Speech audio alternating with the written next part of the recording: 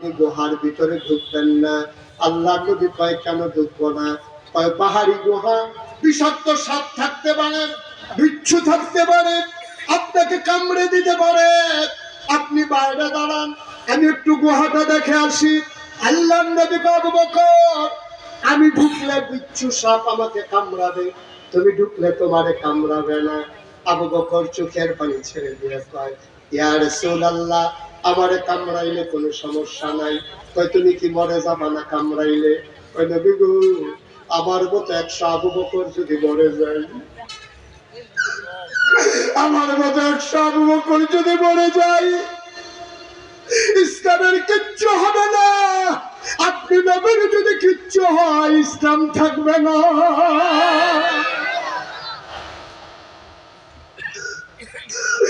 আল্লাহর ভয় কারে পায়, নবীর মহব্বত কারে পায়। আমার দেশে মহব্বত চলে আসছে একটা দিনের ভিতরে। 12ই রবিউল আউয়াল আসলে জশ্নে জুলুস বের করে, বিরাট বড় মিছিল করে নবীর প্রেম দেখা।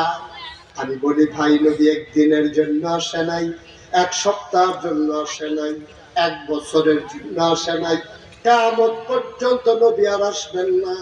সকল মানুষের জন্য, সব সময়ের জন্য, প্রতিদিন সেকেন্ড সেকেন্ড সময়ের জন্য, প্রতিটি দিন, প্রতিটি সপ্তাহ, প্রতিটি মাস, প্রতিটি বছর, সব সময়ের জন্য আমার নবী নবী। কোন একটা দিনের সাথে আমার নবীর সম্পর্ক না, ঠিক কিনা? একদিন মহব্বত দেখাইয়া থেমে যাবা, এটার নাম মহব্বত না, এটা হলো চতুরতা, এটা হলো একটু পৌঁছে দেওয়া। ইসলাম কোন দিনের সাথে সম্পৃক্ত না। সকল সময়, সকাল থেকে সন্ধ্যা, রান্নাঘর থেকে সংসদ ভবন, তোমার জন্ম থেকে তোমার মৃত্যু, তোমার ঘুম থেকে উঠা ঘুমাইতে যাওয়া, সব জায়গায় ইসলাম আছে নাকি নাই? সব জায়গায় ইসলাম। সুতরাং কোন একটা মুহূর্তের জন্য না। আল্লাহর নবী বাইরে দাঁড়িয়ে আছেন, আবু বকর সিদ্দিক গুহার ভিতরে ঢুকে গেলেন। কথা মনে আছে নাকি? গুহার ভিতরে ঢুকে পরিষ্কার পরিচ্ছন্ন করে খুঁজে খুঁজে সব দেখে আবার বললেন, আহলান সাহলান মারহাবা, মোস্ট ওয়েলকাম। নবী গুহার ভিতরে আপনাকে স্বাগত। নবী ঢুকলেন, দেখে বলে, আবু বকর রে, শরীরটা বড় ক্লান্ত, চোখে ঘুম চলে আসছে।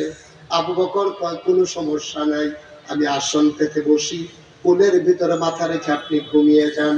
আবু বকর কয়, আমি আসন পেতে বসলাম, আমার নবী কোলের ভিতরে মাথা রাখলেন, আমি আলতো করে কপালে টিপে দিচ্ছি, চুলের ভিতরে হালকা করে ফেলে দিচ্ছি। আনন্দে নবী চোখ বন্ধ করে ফেললেন, আর নবী একেবারে ঘুমিয়ে পড়লেন। আমি চতুর্দিকে তাকিয়ে দেখি গুহার ভিতরে অনেকগুলো গর্ত, গর্তের ভিতর থেকে জিহ্বা, সাপের জিহ্বা দেখা যায়, জিহ্বা লক লক করে। আমি ভয় পেয়ে গেলাম, তাড়াতাড়ি আমার মাথার পাগড়িটা আমি খুললাম, টুকরা টুকরা করে ছিঁড়ে সবগুলা গর্ত বন্ধ করলাম। কাপড়ের টুকরা শেষ, বাকি রয়ে গেছে একটা গর্ত। গর্ত কয়টা? কাপড়ের টুকরা একটা গর্ত রয়ে গেছে। আবু বকর সিদ্দিক চিন্তা করলেন, এখন আমি কি করব?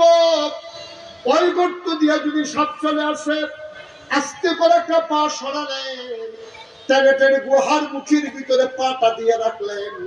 নবী ঘুমাচ্ছেন, ওই গুহার ভিতরে বিষাক্ত সাপ, গর্তের ভিতরে বিষাক্ত সাপ বের হওয়ার জন্য ছটফট করে, বের হইতে পারে না। আবু বকরের পায়ের ভিতরে ধ্বংসন করলেন, সুবল মানলেন।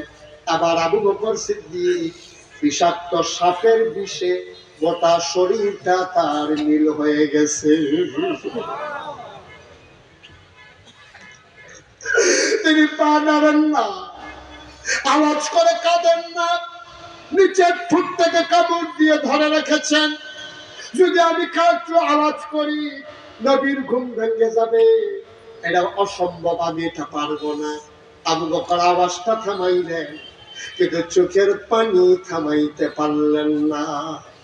বিষের যন্ত্রণায় তার চোখ দিয়ে টপ টপ করে 2 ফোঁটা পানি নবীর গাল মুবারকে পড়ে গেল। হঠাৎ করে গরম পানির আবাস পেয়ে, ছোঁয়া পেয়ে আল্লাহ নবীর ঘুম ভেঙে গেল। তিনি আস্তে করে উঠলেন, দেখে আবু বকরের শরীরটা নীল, চোখগুলো তার লাল লাল, তার গাল বেয়ে বেয়ে পানি পড়তেছে।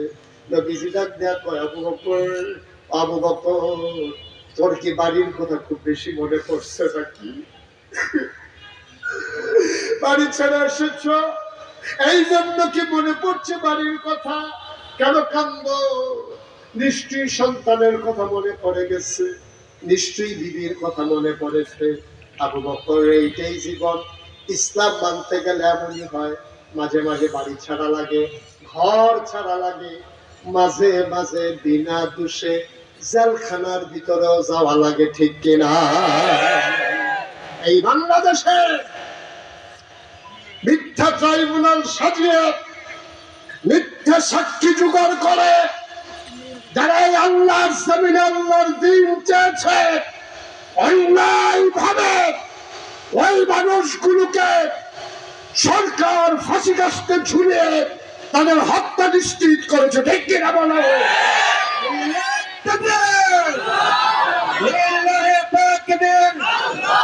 আমরা সবাই রাসূল ছিলাম, ভয় করি না, বলে দিলাম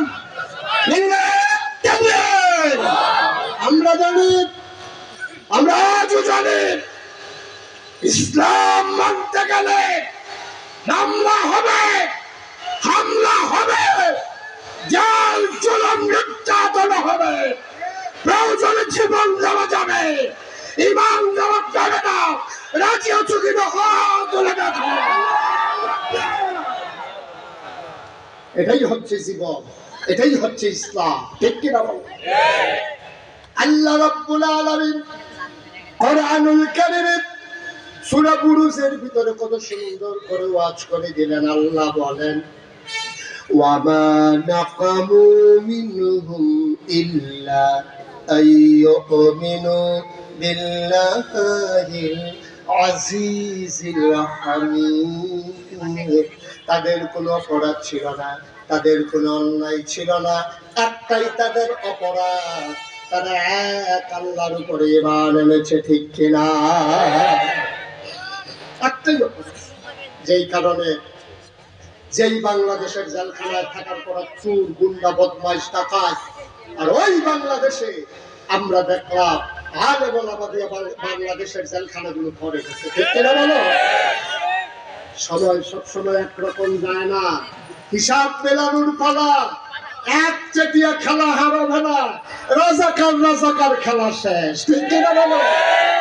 স্বাধীনতার চেতনা চেতনার খেলা শেষ, যুদ্ধ বড়দির খেলা শেষ, এবার আলেম ওলামার বাংলাদেশ, যা চায় তা বলবা, খেলা শেষ, এবার জবাব নেওয়ার পালা। এক চেটিয়া গোল দিবা সেইটা হবে না, 50-50, আঘাত করবা তো জবাব পাবা, ঠিক কিনা? তামাশার দিন শেষ, তামাশার দিন শেষ।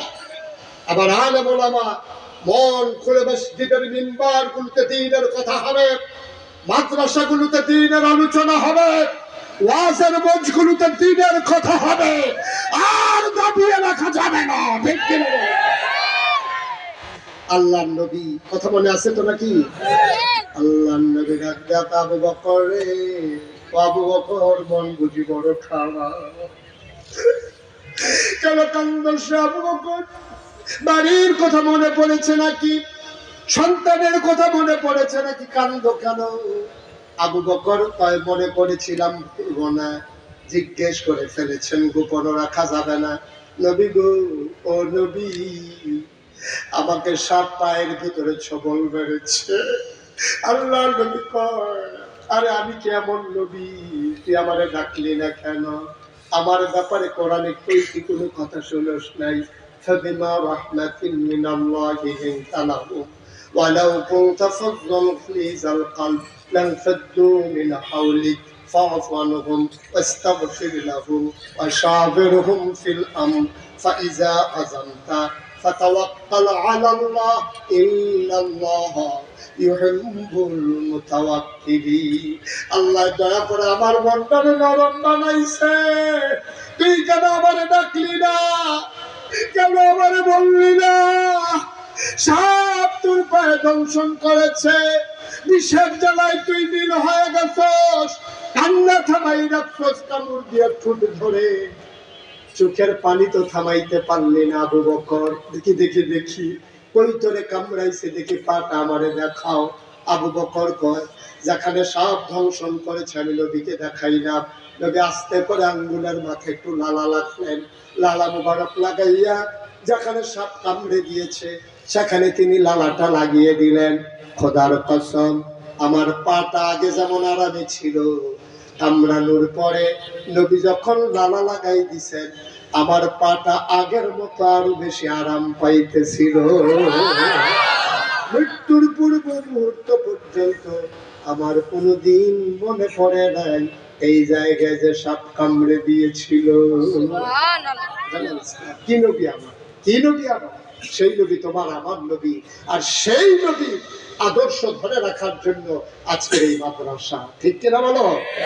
এই মাদ্রাসাগুলো না থাকলে আলোক থাকবে না। উস্তাদ ফয়েজী আসমান থেকে নাজিল হয় নাই, ডক্টর সাইফুল ইসলাম রফিক আসমান থেকে নাজিল হয় নাই, আমাদের যিনি আজকে আব্দুল মান্নান পাটোয়ারি মুরব্বী হুজুর আমাদের আসমান থেকে নাজিল হয় নাই, কোন একটা মাদ্রাসা থেকে তৈরি হয়েছে। তোমরা এতই ভাগ্যবান, তোমার ছেলেরা বাড়িতে গরম ভাত খেয়ে এই মাদ্রাসা এসে পড়তে পারবে, দূরে পাঠানো লাগবে না, ঠিক কিনা কম?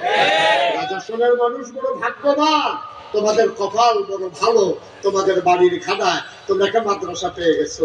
আমার কুমিল্লার কৃতি সন্তান আল্লামা আব্দুল মান্নান পাটোয়ারি আমার কুমিল্লার সন্তান, কুমিল্লাতে ইচ্ছে করলে তিনি পারতেন, কুমিল্লাকে ছেড়ে তিনি তোমাদের এলাকায় এসে তিনি নিজের জীবন যৌবন সবটা বিলিয়ে দিয়েছেন ইসলামের জন্য, দ্বীনের জন্য, তোমাদের সন্তানদেরকে আলেম বানানোর জন্য।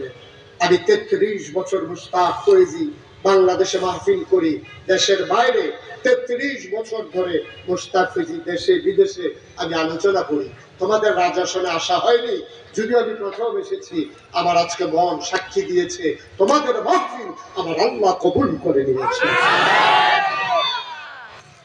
মাহফিলে কদম দিলে ওজন বুঝি, মন সাক্ষী দিয়েছে তোমাদের মাহফিল আল্লাহ কবুল করে নিয়েছেন। একটা লোক আমরা উঠে যাব না, সবাই মিলে আমরা তওবা করব, পাহাড় পরিমাণ গুনাহ আল্লাহর কাছে মাফ চাইব। এতক্ষণ কাউকে বসতে বলি নাই, এখন আমরা পাপ চাইব, তওবা করব, দাঁড়িয়ে থাকার আর সুযোগ না। এখনো বুঝেন নাই বসা লাগবে যে না? ওনারা কইতেছে কার কথা জানি কয়, কুমিল্লার কথা কইতে আছে।